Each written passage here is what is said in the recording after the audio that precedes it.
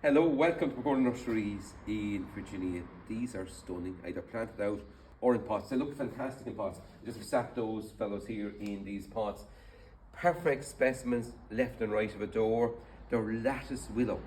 Now lattice willow, completely woven up along the whole way. They're lovely art pieces, stunning.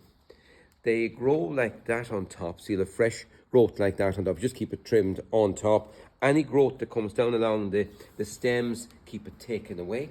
There are a number of different sizes. That's the taller one, which is about 5 foot high when it's standing in the pot. And then you've got medium size like that, and the smaller ones like that there. All totally winter hardy, reliable. They're willow, and they're all woven together in this neat fashion.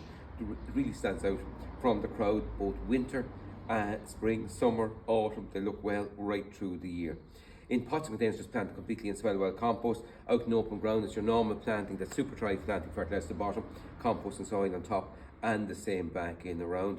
But they just look fantastic. And remember, totally winter hardy. Bye for now. Enjoy your garden.